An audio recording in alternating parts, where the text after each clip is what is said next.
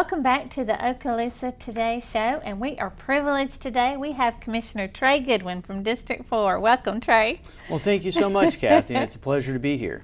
Well, I always like to remind my audiences that the commissioners work for everyone, but you want to, for educational purposes, why don't you talk a little bit about District 4 and the focus there? Sure, Kathy, and that's a great point. As you mentioned, the commissioners work for the county as a total, and we're obviously voted on by the county as a total. So I recall once I had a lady from Crestview ask me if I was her commissioner, and I said, "Ma'am, I was on your ballot, so I work for you." And she said that was good enough. And that's the perspective that I look at it from. But we do each have defined districts, as you point out. And my district is District 4, which geographically consists of the areas of western Fort Walton Beach. Fort Walton, in fact, is split between two commission districts. And then it also includes the western part of the greater Fort Walton Beach area as well, and all of Mary Esther going out to the Santa Rosa line. I do have a good deal of the Hurlburt Swamp in my district too, so, but that's generally the geographic boundaries of what District 4 consists of. Right, and of course they figure out those boundaries based really on population, so yes, so that's that correct. you all cover have the same amount of constituents about. So, well, you've got a whole year behind you, Commissioner Goodwin.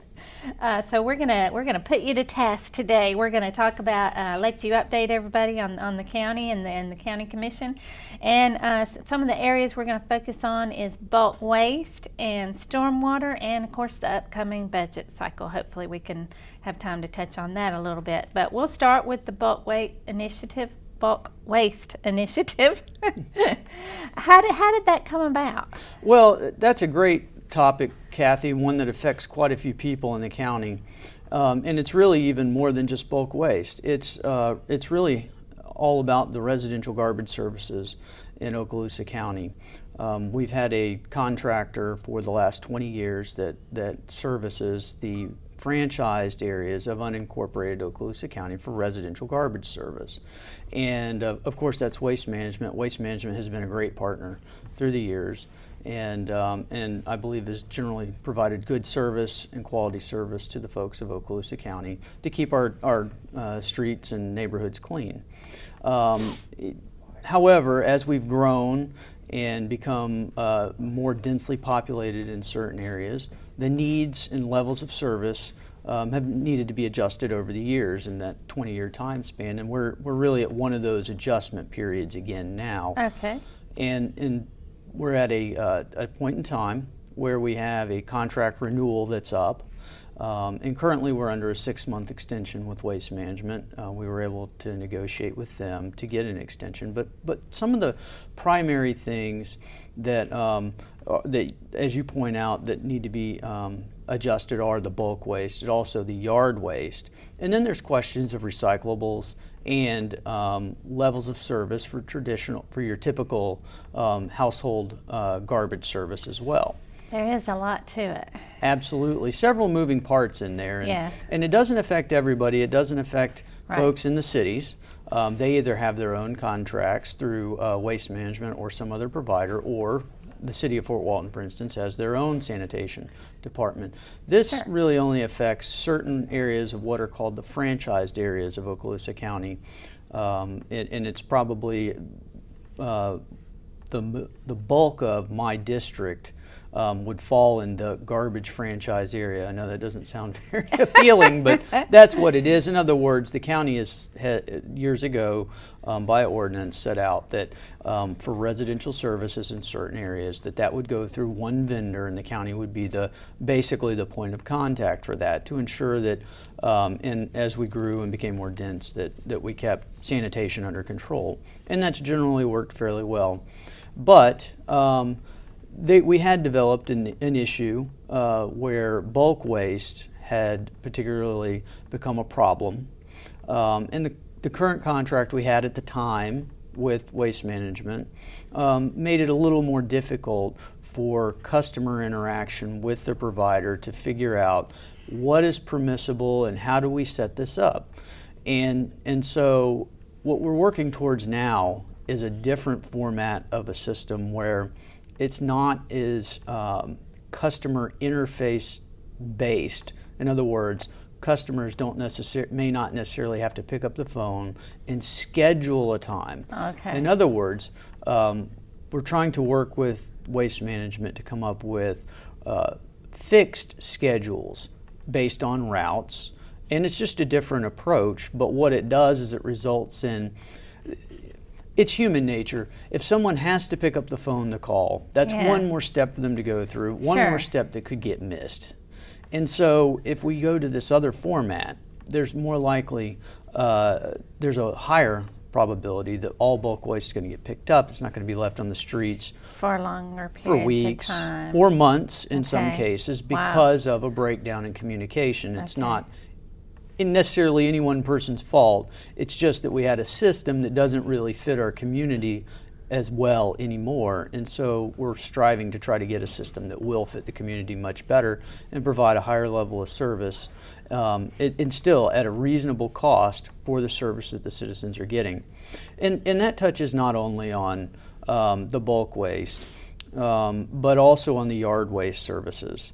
That's been another area of concern because there's been, I've found with many citizens that have contacted me, just confusion as to how do we get yard waste picked up, what are the requirements, what can we and what can't we put out, do we have to make it a certain size, if so, what is that? And so we're trying to work on ways to get those requirements simpler, because in many ways, simpler is better if you can get there. And so we're working towards that as well. And then the other component that I mentioned was the recyclables, and the recycling is it's a very interesting topic, certainly environmentally important, but state requirements. Exactly, there are state requirements that encourage increased recycling as well.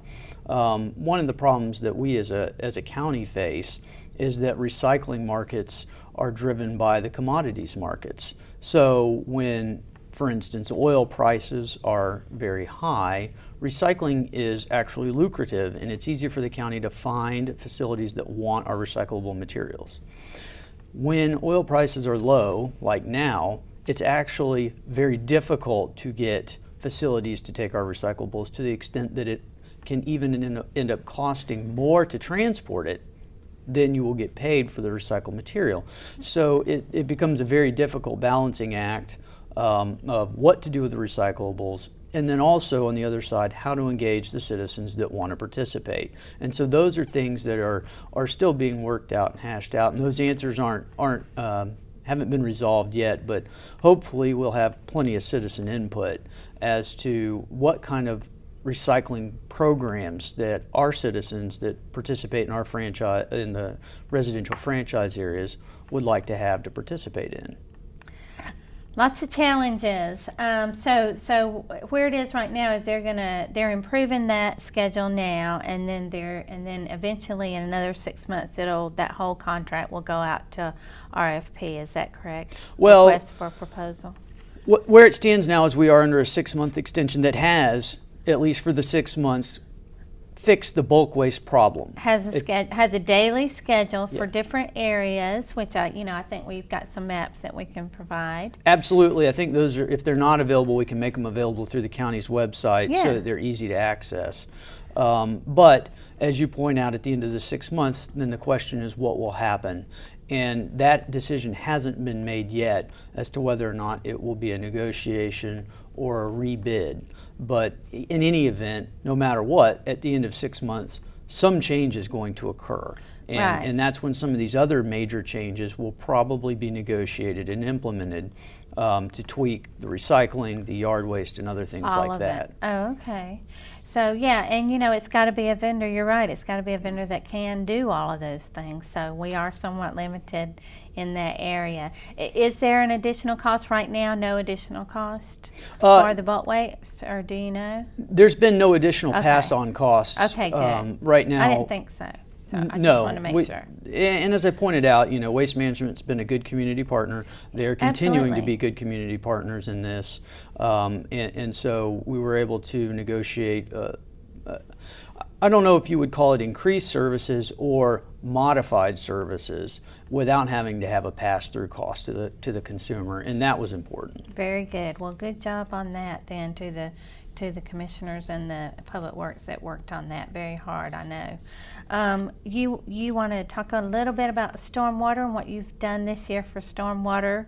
I know you were working hard on Gap Creek and that area and those neighborhoods surrounding Gap Creek. Had a town hall meeting, and anything you want to report on any of that?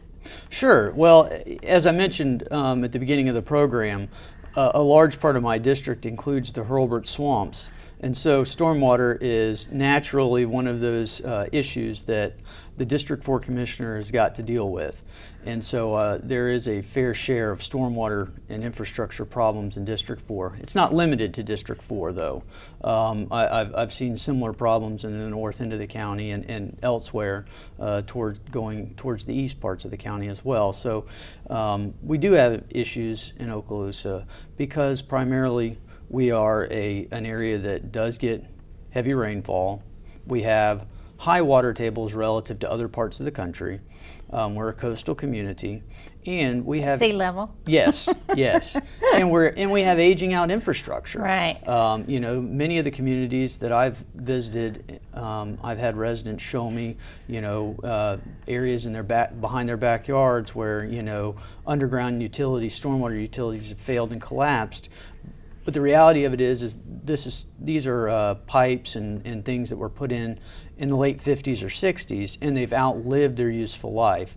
And so now we're struggling with coming up with the funds and resources to address these failing systems, and it's a challenge every nonetheless. Day. It is. But you pointed out that we did hold a town hall meeting recently to talk to folks, particularly in the Gap Creek area, which encompasses close several neighborhoods. Yes, several neighborhoods and probably about 3,000 to 4,000 homes in that area. And so we had a pretty good turnout, I would say. About 100 people. Yes, yeah. Yes. In excess of 100 people showed up on a Thursday night to express their concerns and to share their opinions and to try to learn some information. It was a very useful conversation.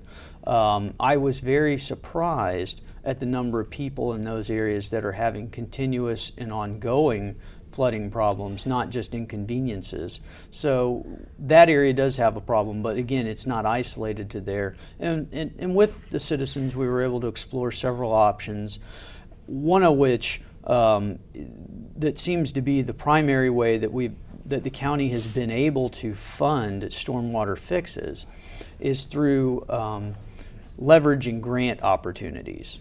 And no, grants aren't free money. That's tax money that was paid somewhere, whether it's to the state or the federal government. But to the extent that the money is there and budgeted, either we get it or it goes to another county. That's exactly right. And so my goal is to try to get as much of that back here for our citizens as we possibly can. Now, what that means is that we usually have to put something up as well. We have to have money at stake too, because most grants, as you know, have a share component. It's usually a 90-10 or something of that nature, but the county still has to find the general fund dollars to be able to do that. And so I think it's important as we go forward to make sure that while we're budgeting for all the things that we do operationally, public safety, that we also have to be mindful that we are budgeting for these capital improvement projects so that we can continue to leverage these grants and try to get things done. Just as a point of reference on the scope, there's an estimate of somewhere between $50 to $60 million of projects that are known to be existing and in need of work. I will tell you that in the Gap Creek area, and I don't mean to just focus there, but I've done a lot of research in that particular area recently, and of about $3 million worth of projects, about a third of that's been done leveraging grants. So that leaves about another $2 million to go, and I'm optimistic we'll get there. But countywide, the number's much bigger, and we have to just continue to understand that we're going to have to put money aside to be able to to do some of these projects. And there are some projects that are so critical that I don't believe the county is going to be able to wait indefinitely on grant leveraging opportunities. So we're probably going to have to bite the bullet on some of the worst cases, the ones that affect the greater numbers of people, and move forward and get some of these fixed. A great success story would be the Lake Lorraine neighborhood in Shalimar that recently had basically a complete upgrade of its stormwater system, and it saved many houses in that area, which, by the way, were not in flood zones, but were subjected to rainwater flooding. Now, again, get to enjoy being on dry ground because the infrastructure is now back in place as it had been intended in the first place. Well, that certainly gives us an idea of the County Commission tackling some of those really tough issues this year, and we certainly want to thank you for your efforts, Commissioner Goodwin. Great update on some of those issues for our citizens. Anything else you want to touch on before I move on to my public information update? We are moving into the budgets. Anything you want to add real quick on that? Well, no, that's a great point, and that's a great segue. We just talked about two things that cost money. And so we are in the throes of the budget development cycle. What I would like to point out is that citizens are welcome to participate in that. We do have public hearings, but more than that, we also have workshops where citizens can participate and weigh in. One of the best resources a citizen who is of the mindset to get involved would be to get the current budget from the county website where it is available, and to have that as a reference guide, because that's a working document for the next budget cycle. And I'd also like to say that I, for one, have an open door policy on input from the public on any budget items. Let me tell you, we get a lot of great ideas a lot of times from the public. You're absolutely right. I've found that that the best ideas I've had, I've gotten from somebody out in the community who said, "Hey Trey, wait a minute, I've got a great idea. Will you just listen to me?" And when I stop and listen, I'm usually surprised about how great an idea it is and how doable it is if we just stop and focus on it. So, that's an invitation for me to say, please let me know, if you can help me do my job for you better as a citizen, I'm all for it. Well said, and a great ending. And thank you so much again, Commissioner Goodwin, for joining us today. We appreciate it so much. And we will move into a really quick public information update. Our airport is having a big year. They have added Las Vegas flights with Allegiant Air. So make sure you go to AllegiantAir.com. I've got a picture of the new Destin Air Traffic Control Tower. It's almost done. We've got some new boardwalks on Okaloosa Island to protect our dunes. And I also have a picture of some hard-working employees on Highway 85 moving a generator between power lines on a busy highway. So they didn't cut any power lines and nobody got hurt. So that's good news. And with that, I want to thank Cox for our Okaloosa Today show and look forward to seeing you next time. Thanks for watching.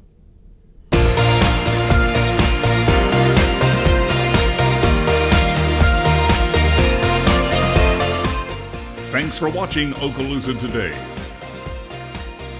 Join us again next month to learn about local news and information for Okaloosa County, Fort Walton Beach, and Destin.